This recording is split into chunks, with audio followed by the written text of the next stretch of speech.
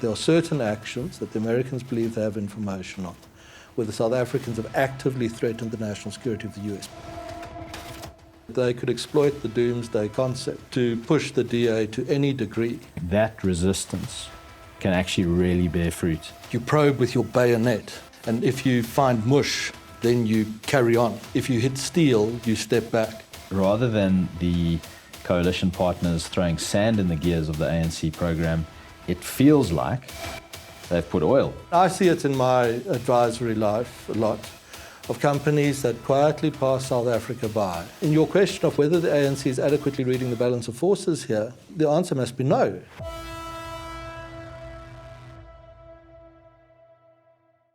Frans, I want to talk to you today about the balance of forces that we're experiencing in South Africa, particularly around the state and the ANC, which has become synonymous with the state. To get into that and to set the scene for that, we need to talk about this idea of the National Democratic Revolution and the balance of forces and how the ANC perceives that. Can you give a kind of primer on that for the viewer to set the scene? Yeah, basic revolutionary theory, if you're a good political operator, you know this stuff inside out, is you can only advance when what's called the balance of forces are in your favor. And if you judge that the balance of forces are against you, you've got to stop and step back. Now that comes from an old sort of Lenin idea that you probe with your bayonet. And if you find mush, then you carry on. If you hit steel, you step back. The reason for that is that you want your revolutionary objective, or your political objective, you can put in that language as well, to survive through the longer term. And acting in an aggressive fashion against a determined opponent with the ability, the resources, the deterrence capacity to push you back places your long-term objective at risk. Inside the ANC ranks, there's some good terminology on this stuff. That if you meet with no resistance, you're in fact obliged to proceed with your objectives. And not doing so is called right-wing opportunism. You're not advancing your objectives because you're actually selling out to the sort of right-wing neoliberal capitalist forces. And it's a sin to do that. In the same way, advancing against a determined opponent who's seen you coming, is geared, a prepared resource to oppose you, is called left-wing adventurism, and is as unforgivable a sin because you're going to weaken your base, you'll discredit yourself in the public mind, you'll suffer defeats, your ideological opponents will secure victories that will inspire people around them. And on this basis, all political contestation is conducted. And if you are effective in doing so, so you're a skilled operator, this stuff is instinct to you. You know immediately how to run it. It's also, just from a management sort of theory, a very good one to apply in other areas of your, you can apply it to business, you can apply it in other situations as well. But on the whole, Western-type thinkers, and I think this might be a point we return to a few times, Western-type thinkers, particularly of the past 30 years, are not skilled, exposed, or knowledgeable about this stuff at all, which is one of the reasons why they very often tend to come second in their engagements with people who are skilled in revolutionary theory. How you've ended that answer is, I think, really important. The ANC developed this kind of strategic approach in a Cold War era of kind of pretty hard-nosed realpolitik. And they bring it into, in the 90s, they essentially bring this strategic thinking into what becomes a little bit of an end of history world where maybe realpolitik is seen as something that we used to do or something that used to be relevant.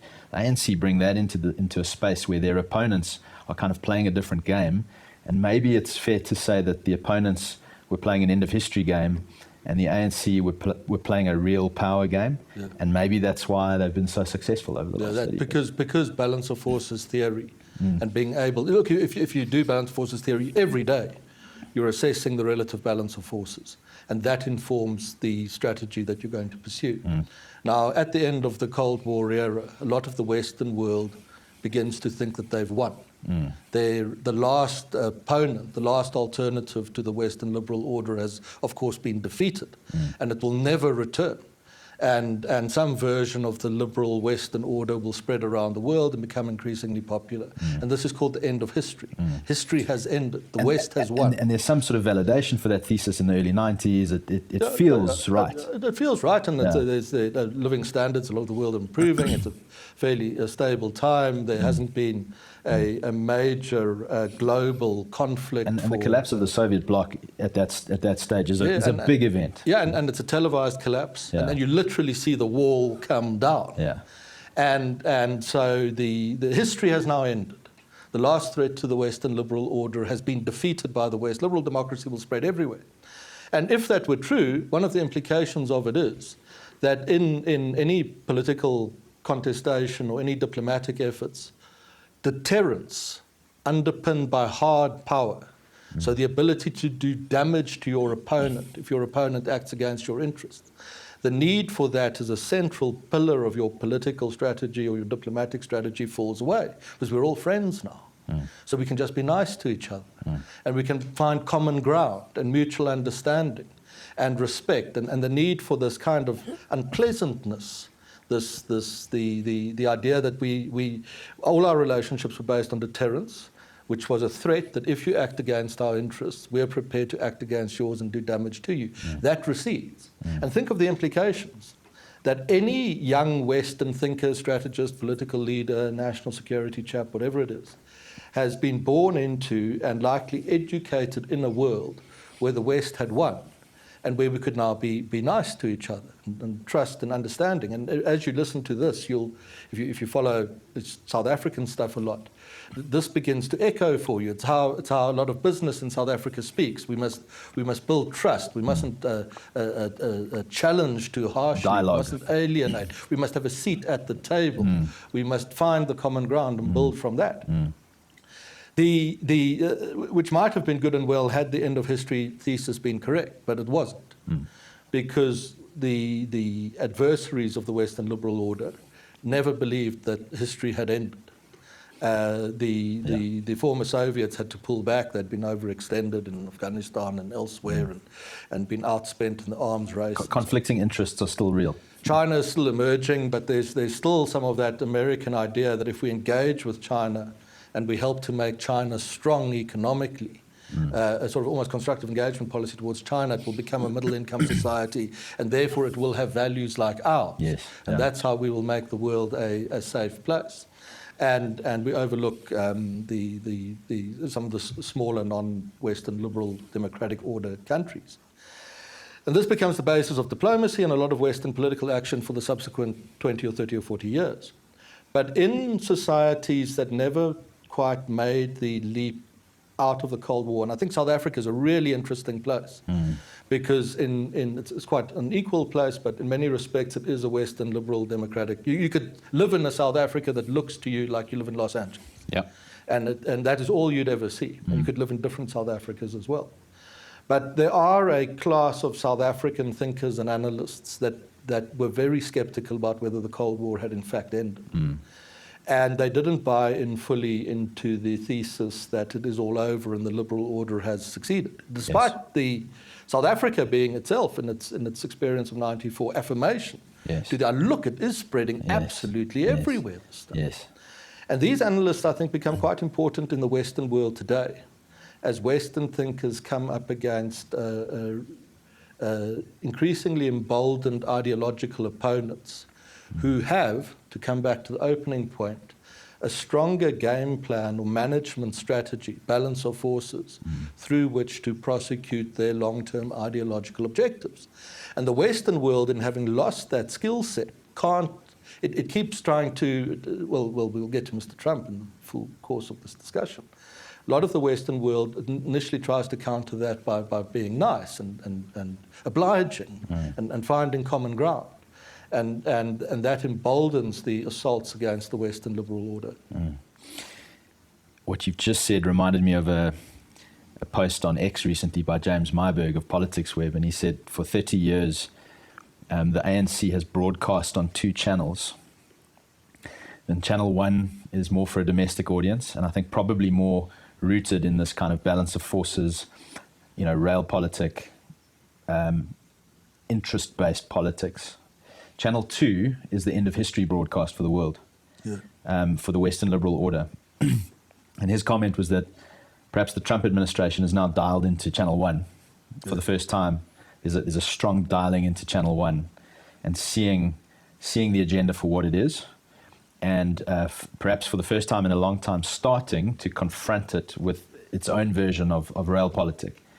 And we're seeing that seems to be causing an escalation of tensions because the game seems to be changing. Yeah. We mustn't overlook the ANC's own history. We must make sure we make that point in this discussion.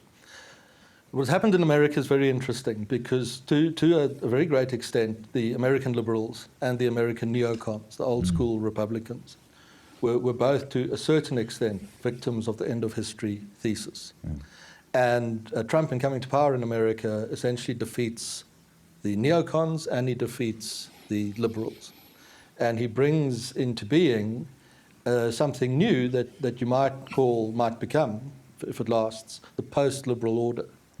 And the post-liberals take issue with a lot in the world around them. They think that the old-fashioned neocon openness to free trade, for example, which was one of the bases by which we're going to build mutual understanding and common ground, that's nuts, because you're simply handing technological and economic advantages to your ideological opponents who are in this long-term struggle for dominance against your world order.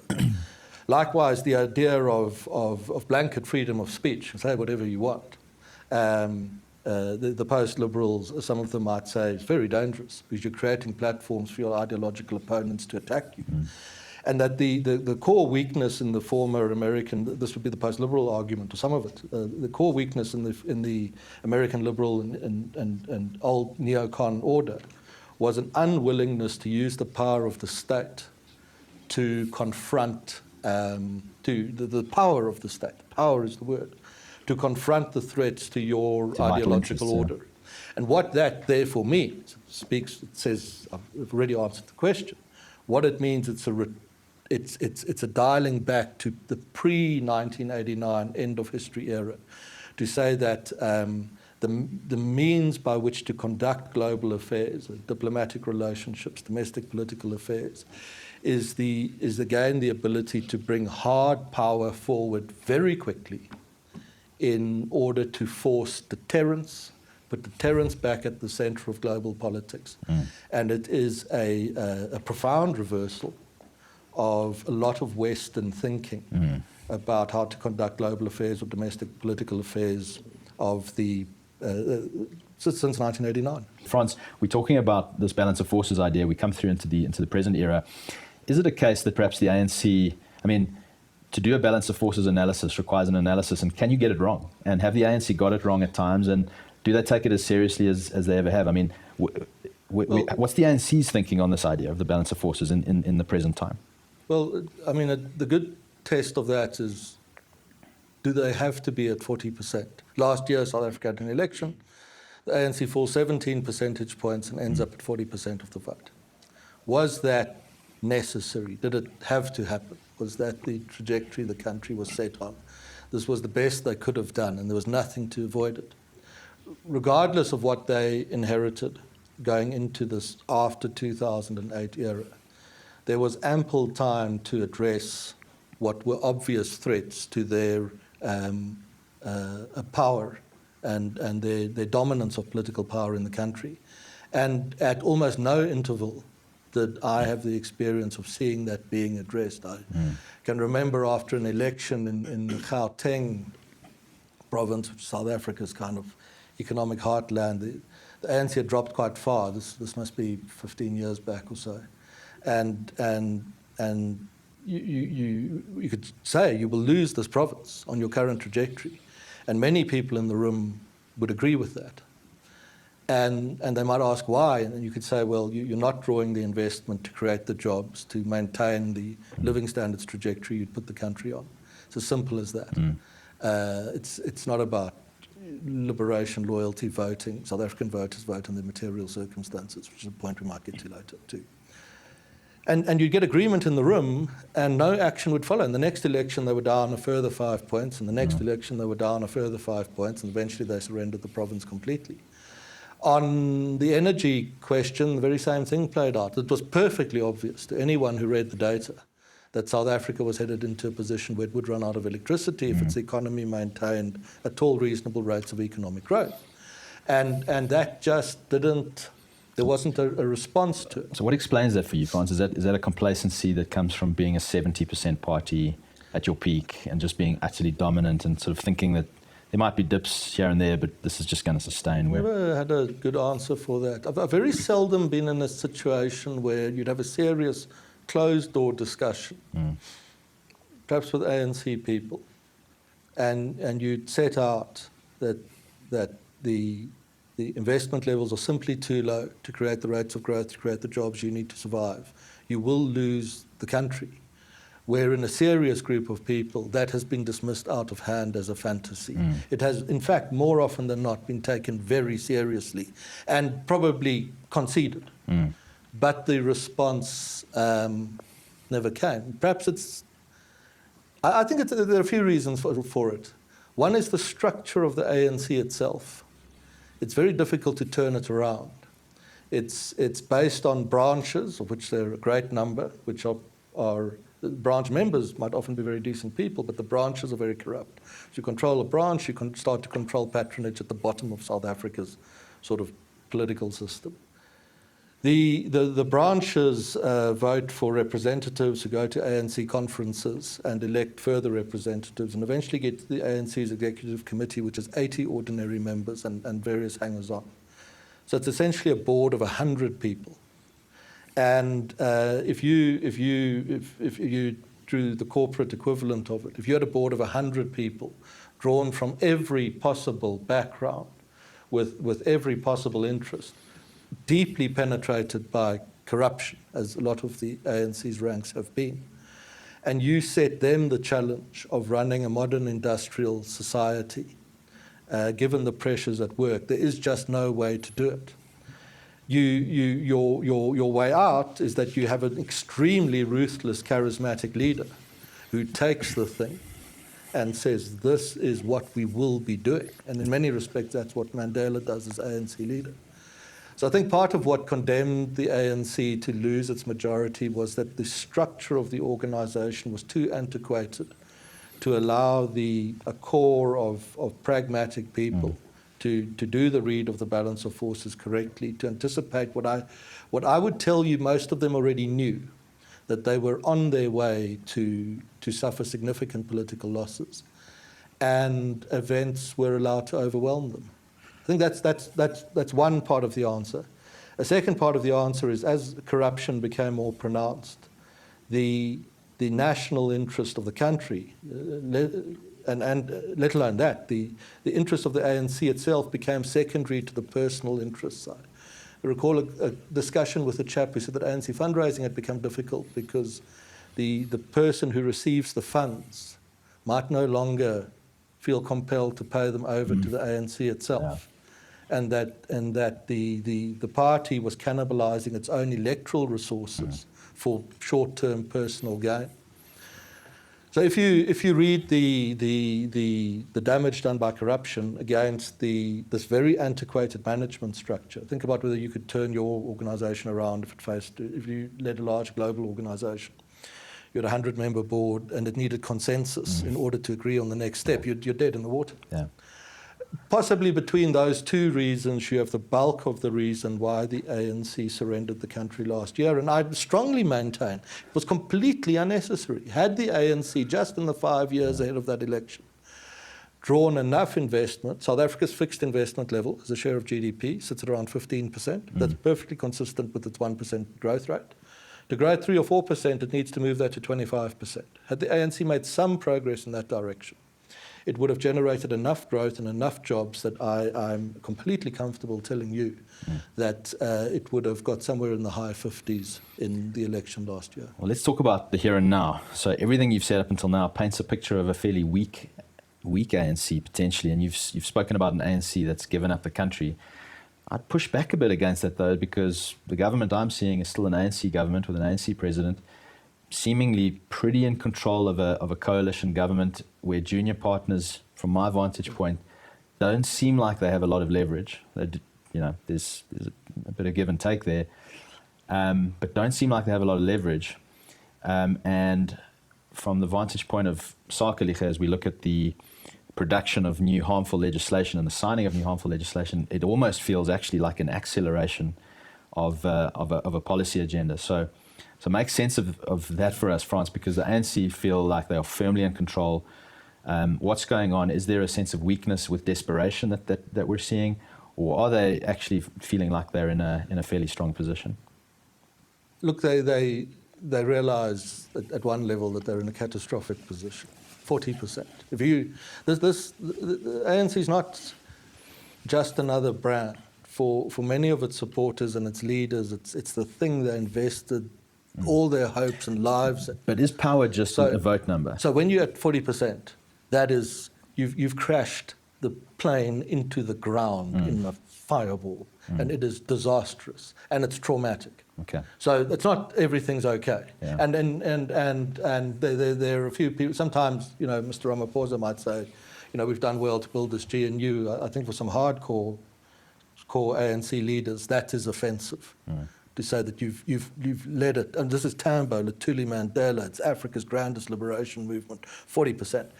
It's traumatic and devastating. However, I think the ANC and government now have been very surprised at how obliging their coalition partners have been. And that it is true that to a very great extent, the GNU to date has been an organisation that allowed the ANC to continue as if it had never lost an election, with ANC policies and ANC ideas and ANC ideologies, and a limited growth trajectory, and that the official opposition stepped into the brink, often almost in the role of a spokesperson for the ANC. And the reason for that is where we started this conversation, that as is the case with a lot of Western liberal, democratic-oriented, good people, the ability to use hard power as a weapon to force deterrence is alien. And the sense of building mutual trust and common ground and understanding is very much the background and the instinct. And so the ANC, I think, as it is devastated by what has happened, it is also, I think, very pleasantly surprised that it has found a partner in the government that to date, we've had this tax thing of late, which is ongoing as we speak, but to date has been very obliging in allowing the ANC to continue its policy. So, Frans, you've spoken about the junior members of this coalition. They seem to be giving the ANC a free pass, but my question is, what leverage do they really have? What is the leverage? One of the things I keep hearing is, which seems to me to be anti-leverage, is saying that if this coalition doesn't hold together, we're going to have a doomsday scenario. Now, my sense is that that's just technically, politically incorrect, not necessarily the case. ANC could potentially govern as a minority party. There's all sorts of arrangements and frameworks that could take place.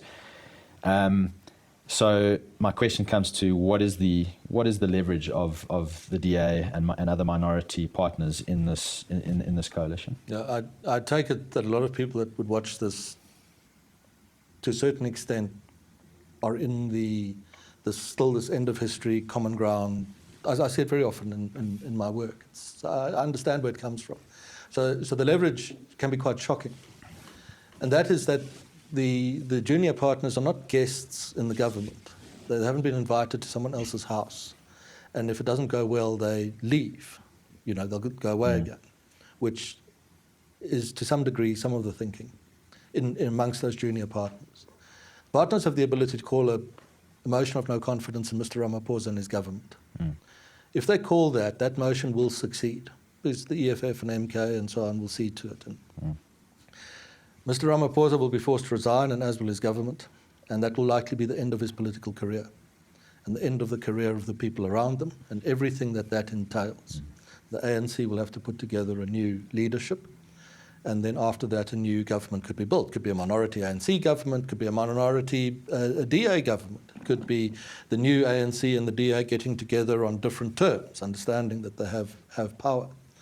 This would certainly motivate the behaviour of and the actions that the DA's ANC partner in the government would take now. But the bet is that this cannot happen, and the DA would not do it. It is the case study of how you bring hard power forward fast to force deterrence. Yeah. But it requires a mindset that says we aren't guests in the government. We might not have as many votes as the other guys have, but we can bring the whole thing down and build something in the it also wouldn't be a credible threat, given if you keep saying that if this thing falls apart, we get something called a doomsday coalition. Well, now you run into an internal contradiction. Brilliant on the campaign trail, very effective at holding DA voters, is the idea that if we do not do this, doomsday will follow.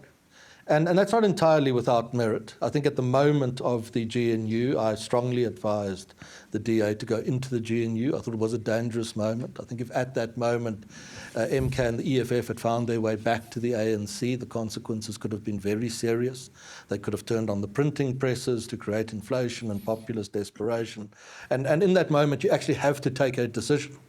And I think the decision that was taken was, on both the ANC and the DA side, was ultimately the correct one, and back in that situation I'd offer the same advice, regardless of what's happened subsequently. But the point you make, and your colleague Piet Leroux make, to me, which I've used subsequently, is that the doomsday thing doesn't work terribly well past the election date, because it's essentially, well, what is it, doomsday? It's a spectrum of things. It's not clearly defined. So your opponent in the government, your partner opponent, can push you to the nth degree. They can push you probably past the horrors of Gaza. And you could say, well, if we leave the government, there'll be doomsday. Yeah. And therefore, you better leave us in.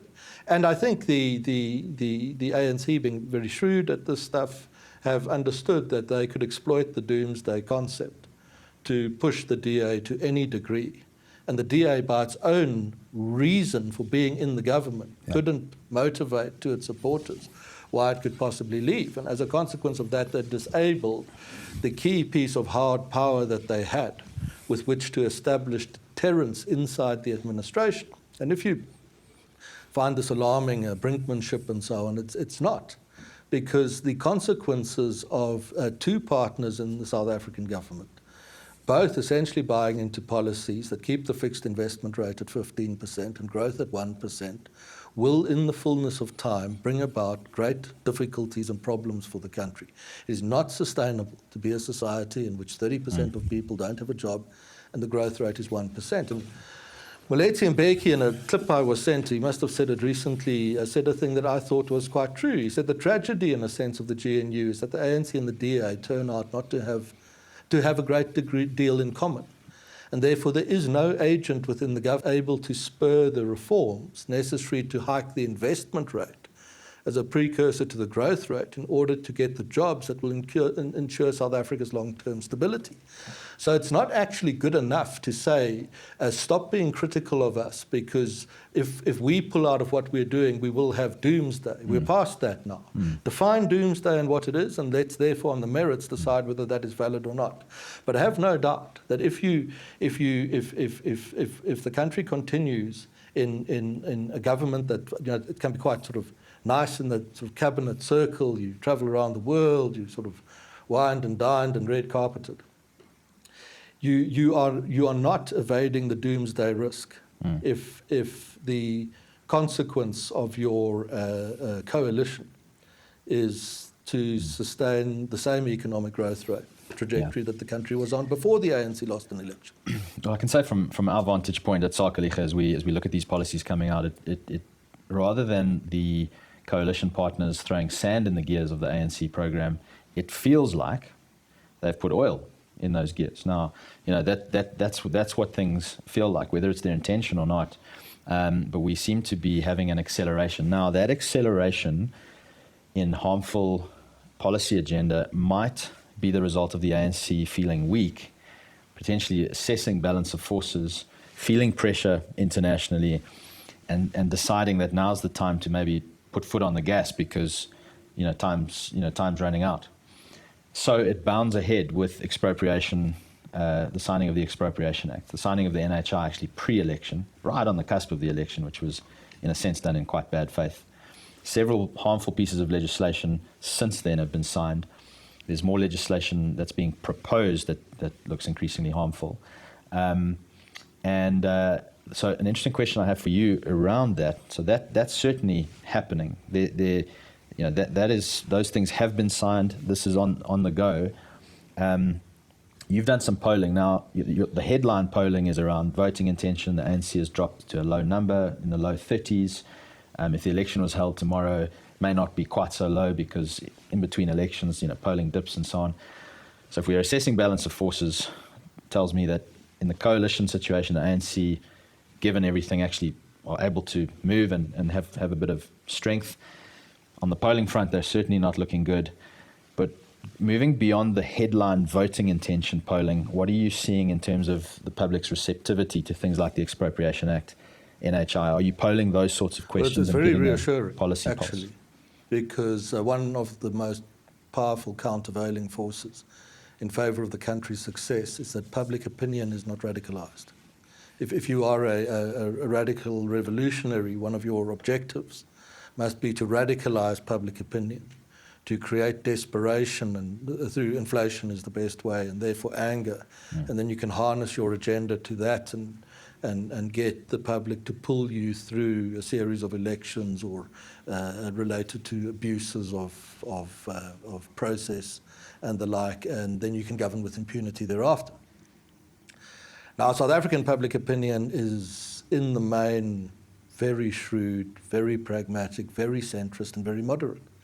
So on a question such as whether you think it's a good idea that the state should be able to expropriate things without paying market value, by a margin of 2-1, South African voters are split against that. And that continues to hold, a bit more, bit less, amongst black voters or white voters or ANC voters or DA voters.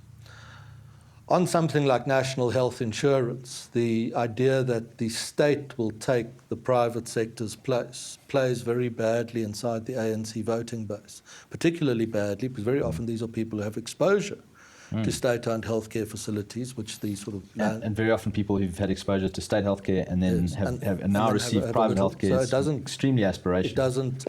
and a critical mistake the ANC continues to make is to forget about the power of the aspiration. That to say you can aspire to this, the curt way to put it is that in the main, South Africa's people, ANC voters included in their ranks, do not want discovery nationalised and run by an official. They want to be put in a position where they can one day purchase its products and buy their own healthcare. The same goes for things like, if you say are tax levels too high or too low, public opinion in South Africa and through the socio-economic strata says much too high and we must reduce taxes because the appreciation is very strong that the more you tax, the taxation is essentially an argument that the state is better positioned to spend money than it is in the hands of people. So that appreciation is very strong. So in your question of whether the ANC is adequately reading the balance of forces here, the answer must be no, because many of the policies that it is championing are directly at odds with the expressed opinions of its supporters, which takes me back to the point that it being at 40% in an election is now polling a bit below that. But being at 40% in an election is an absolutely unnecessary situation to have gotten into. And that even just taking a lead, if the ANC had essentially taken a lead on policy from what its voters wanted, the economy would grow a lot faster today. The levels of protest action would be reduced, and the ANC would still be governing South Africa with an actual majority, not the sort of fortunate majority they've been handed by some of their coalition partners. Frans, I'm going to zoom out to the international story again and go straight to the heart of this. The Trump administration, their executive order, and their more importantly, their broader focus on this country. Yes. What's at stake? And what is this administration's red lines in your mind, and what's at stake for South Africa and perhaps even for the government and the ANC? Well, I think there's an enormous opportunity here. I think it's a great pity that the Americans' comments on South Africa are interpreted as threats or intimidation or efforts to undermine our progress. Well, the way I read it is that it has for some time predates Trump. And occurred on the Democrat side of the equation as well. There's been a view that South Africa is essentially lost. It's going to fail. No, it wouldn't be said openly, but quite a long time back, I can remember giving a talk in Washington to officials. And I made this case for South Africa could grow, and a very senior, sort of, you call him an old Africa hand, said to me, it's a good effort, he said, you've made. But he said, we've seen this 50 times before. Your country will end in only one way, as he sort of waltzed out of the room, which is quite sobering. The view now, in some quarters, is that it is completely pointless for the United States to try and form sound relations with South Africa in an environment where the country's economy grows at 1% with a 30% unemployment rate. Because inevitably that will lead to doomsday. We can now define doomsday. It will lead to that. And South Africa will be overwhelmed by poverty and desperation and populism, and the political class that takes advantage of that will be strongly allied against the West, and we'll lose it. So we're wasting our time here. The only way that South Africa becomes a viable prospect for the US to build, the West broadly to build sound relations with, is to ensure that its economy grows very strongly. So it needs to lift its rate of fixed investment from the 15 to the 25%. Then you get the growth to the 4%. Then you create jobs at such a rate that over 20 years, South Africa's unemployment rate will fall from above 30% to around 10%, and then we'll be fine. So the pressure being applied to the country has three components to it, as I see it. One is to back off on whatever the Americans believe the South Africans are doing that are a threat to US national security. This is a different concept to trading with China. That is not a threat to US national security or entertaining the Russians or going to the Russian National Day or any of that. It's a very narrowly defined idea that there are certain actions that the Americans believe they have information on, where the South Africans have actively threatened the national security of the US. Back off on that. Shouldn't be difficult to do. The second thing is to say, look here, you can't tax our companies on arrival in SA. You can't tax capital as you shouldn't tax it as it leaves your economy, let alone as it tries to enter. Because we cannot get in. This isn't some personal kind of a jaunt of Elon Musk who feels offended that Starlink isn't in an economy that represents less than half a percentage point of global GDP. So we're going to use the influence we have to get you to back off on that. And the third step related to it is that if you dilute the importance of market value in paying compensation for expropriation, you are uninvestable. You never get your investment rate up, you're lost. And in that case, as the United States, we actually need to consider alternatives, fallback positions, and they're very interesting ones. There's Angola, which is hosting the US Africa Chamber of Commerce meeting this year. I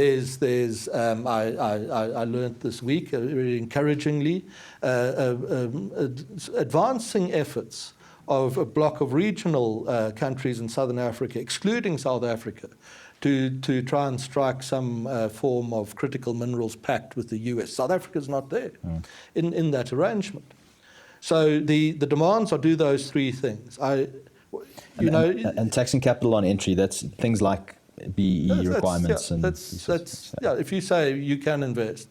I mean, I see it in my advisory life a lot, of companies that quietly pass South Africa by, because they say it looked good, but this doesn't make for an investment case. That's precisely what the World Bank said in the last week. Well, exactly. The World Bank itself, which is slightly underplayed because it finds itself on the same side as Donald Trump, which of the two would be more amazed at that a moment, in a report recently saying the very same thing, that you can't tax capital on arrival and think you're going to be competitive. So these are the demands of the American. This is the crux, as I understand it. The crux of the demands that are made. These are policies that are perfectly consistent with the success of South Africa's economy. They are policies that public opinion in South Africa would be very open to entertaining. They're actually policies that are probably essential to any prospect the ANC has of securing its political dominance in a free and open South Africa that remains a unitary state. And I've gone as far to suggest to some people who come and talk to you about these things that in this respect, What the Trump administration's interests in South Africa are, and what the ANC's, even the ANC's, don't forget the country's interests, the ANC's interests, these things are not misaligned here. This is an opportunity to exploit in the form of a trade and investment pact. It can be announced in the Rose Garden, you know, as the biggest in. If you want to close the fixed investment gap on South Africa, you're short of about. I think our chaps worked it out. It's about 10 percentage points of GDP. 10 percentage points of GDP. The dollar at 20-1 goes a long way to starting to close that gap. Given the infrastructure backlogs in the country, the potential mineral wealth. There's oil and gas off the west coast that we're not exploiting at the moment. So granting all that, but the initial response from the ANC has been to very initially to put the kind of boundaries up, and the response has been negative. What I want to explore quickly, Frans, is what do you think's at stake here? I mean, are things like targeted sanctions a realistic prospect? I would say yes. I mean, we saw today Mexico and Canada are at their 25%. You saw the reception that Mr. Zelensky got in the Oval Office. I think if your assumption is of some of your leadership that it is already a lost cause, you've already lost here. You'll look at your fallback positions, Namibia and Angola. Then your view further is that to make it a winnable cause, it can't grow at 1% forever. You're going to lose here eventually. In that case, I think that it's perfectly plausible to think that there will be a ratcheting up of measures. Targeted sanctions on individuals and institutions, travel restrictions, asset freezes, all the way out perhaps to something as serious as sanctions or restrictions on foreign financial institutions holding South African government debt. You know, South Africans borrow very little in dollars because they've been wise since the Mandela days to the very real risk that holds, that you will eventually surrender your sovereignty to some bureaucrat in Washington. That dollar component has been going up. It has been going up, but it's been going up modestly. Yeah. But the idea, well, if it goes up modestly, we're safe because the domestic borrowing can't be. No, you're wrong. The domestic borrowing can also be compromised. Ability. If so, I think it would be perfectly correct, plausible to think that if the South Africans do not find a way to deal with these core three issues with the US, then such measures might very well follow. You talk to a number of companies in your consulting work, Frans. Are people doing some hard thinking around some of these potential possibilities? I mean, if we go into a world of, and it almost seems hard to believe at this stage, but if we go into a world of targeted sanctions against certain individuals or groups of institutions, individuals in this country, I mean, that has interesting and important ripple implications for corporate associations, for dealings, for board member structures, all these kinds of things. Are there some conversations happening around this? Anyone who's tried to navigate the consequences of the sanctions applied to Russia after the start of the conflict in the Ukraine would have had a taste of just how far these tentacles can extend and just how serious the implications can be for the individuals involved. Yeah, so there's that side of it. My other point here is I have a bit of skepticism on the efficacy of these sorts of moves. That's just something to explore as well. My perception is that when you get things like targeted sanctions, justified or unjustified, on a Mugabe regime or on a Chavez regime or so on, you often get a doubling down. They turn inward, leaders turn inward and treat the domestic economy as their fiefdom because they've lost access, because these things are happening. And I just think there needs to be real caution for kind of just calling for things like targeted sanctions in an environment where that could cause unintended harmful consequences. I mean, do you have thoughts on that? I don't know if in the longer term that fully applies. I think that if you concede that the basis of all political action, diplomatic action, is the ability to secure deterrence by forcing consequences, and you then begin to second guess yourself, then you're losing. And in the case of of South Africa, the country is already some way down the road of fiefdoms, exploiting political opportunities in order to enrich themselves. The construction mafia is to foretell what could happen across much of the country's economy. And, we can talk about it here, but my read of it is, reality is the thing that's still there even when you've stopped believing in it. And the Trump administration is real. Its post-liberal approach to the world is real. Its willingness to force deterrence is demonstrated over and over again. So I don't think there's much of a discussion to be had about the nuances one way or another, because the philosophy that underpins it has made a firm break with that end of history. To say it's hard power based on deterrence. If you do not comply, you will face the consequences. And I suspect that at odds with many other observers of this sort of thing, that in the fullness of time, this may bring about a safer and more stable and more prosperous world. But there may, of course, be exceptions where things go somewhat awry. But I would guess that in many of those cases, things were already going very much awry, and this was simply a final impetus as opposed to a set of actions, the sanctions, that took a society that was moving in the right direction, reoriented it, and after that it moved in the wrong direction, began to fall apart. It simply accelerates perhaps policies and ideas that were already well established. Do you think corporate SA is ready to move away from an end-of-history mindset? Are we at that point yet? No, I think very few Western-oriented institutions or corporations are. I think should this post-liberal thing survive in the United States, it's very new. It's a pioneering effort. I think the odds are quite good that it does later catch on, and that it does sweep through Europe, and that it sweeps perhaps through some other regions as well. And South Africa is an interesting case because we are, if anything, we're a right-of-centre Christian conservative society, so we're quite vulnerable. If you were worried about things that South Africa's public mind might be vulnerable to, you could easily make the argument that it's more vulnerable to a breaking away to the right, following the kind of Trumpian idea, than the old cliche that it will fall away to the socialist left. So I think that we are probably in a position here where what Trump and his colleagues have pioneered will survive for longer than I think many analysts understand. There's sometimes a view you encounter of someone who would say to you, well, he's only got 4 years left. And I say, oh, no, he doesn't. His Stvans, the Trump kids, have the objective to build a legacy here.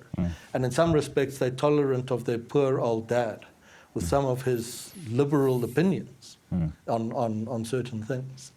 And that if he is successful economically in America, it's only that, and can see off the threat of inflation and have a strong job market and strong income numbers, which he seems set to have, then I think what has been pioneered here may take hold for generations and become a very prominent ideology across much of what would then be the formerly Western old guard liberal order. As we bring this into land, France, I want to bring it back home to corporate and civil society. We're talking about the balance of forces. Is the ANC weak or strong? And we've explored several dimensions of that. How is this how do you read this balance of power or balance of forces with corporate and civil society? You've got groups like Sakeliga and others engaging very extensively in high-impact public interest litigation. We're extending that partly because, or very strongly because, we're seeing an escalation of that coming from the ANC side, unlawful, unconstitutional, harmful legislation. We're getting a lot of resonance from corporations out there around this concept of maximum appropriate non-compliance, around that which is harmful, that which is clearly kind of outside the bounds of kind of rationality. And we've got the ability increasingly to engage with foreign embassies, groups like the United States, to enable them to understand the policy conditions here formulate the best kind of responses to those and the best kind of relations on those.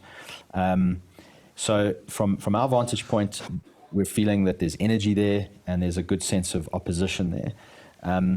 But at the kind of top corporate, kind of listed corporate tier in this country, do you see signs of moving in that kind of constructive opposition, kind of more realpolitik direction, or is it still trying to find common ground in talk shops? No, I think it's as across a lot of the Western world, it's very much behind the curve on such things. But I don't know if that's necessarily something that can be a criticism, because it's not going to be the case that corporations necessarily are responsible for playing the role of shaping they have the power to do it if they choose to, and they've done it at times in the past.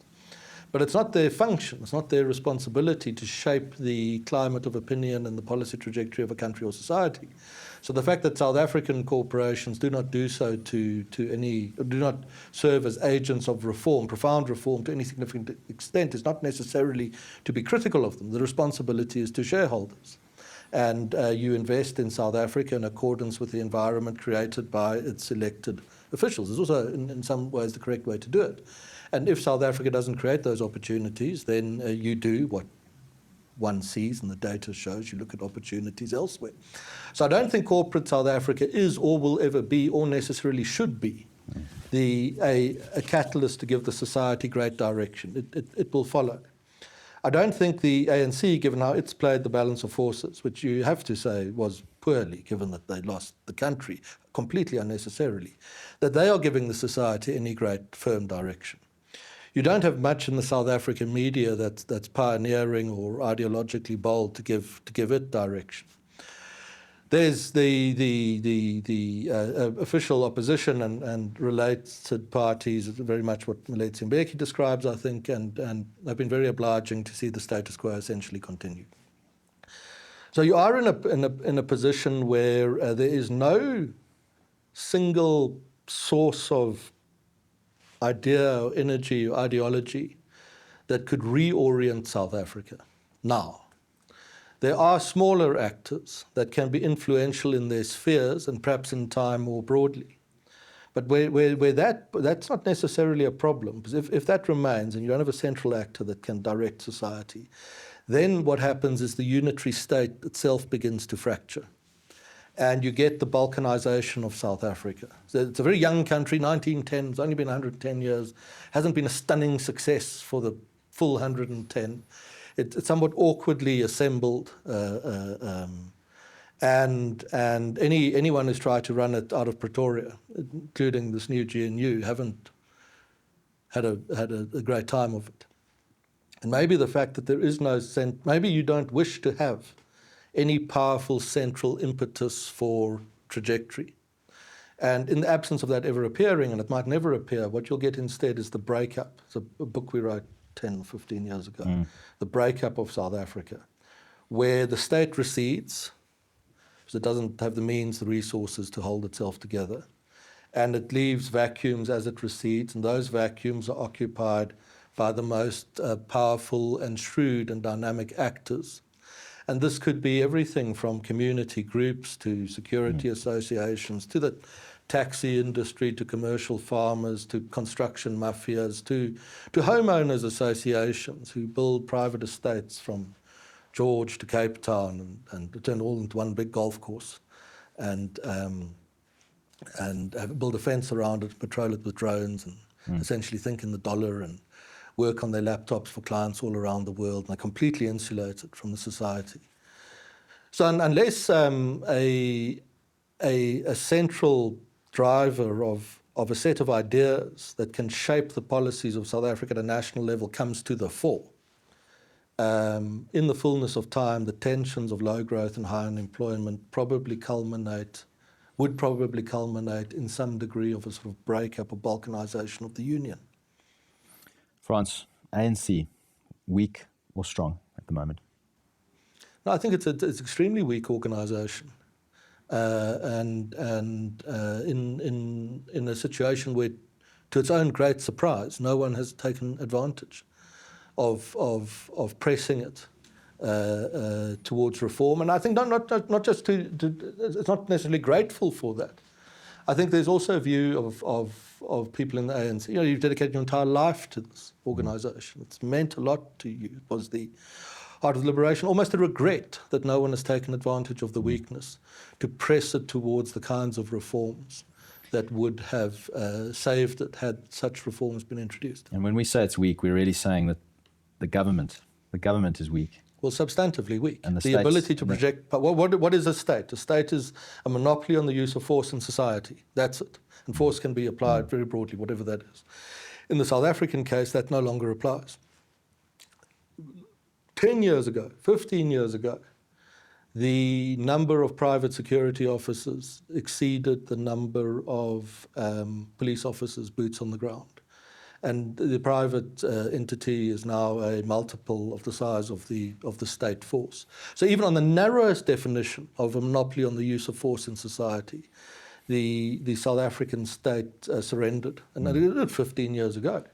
On the broader definitions, the ability to provide services or create confidence or create wealth or economic activity, the South African state has been far exceeded already by private operators. In Johannesburg today, you see more and more. There used to be, if you're not familiar with South Africa, Johannesburg used to be a fire service that Johannesburg had. There was red fire engines, and they were the city had fire engines.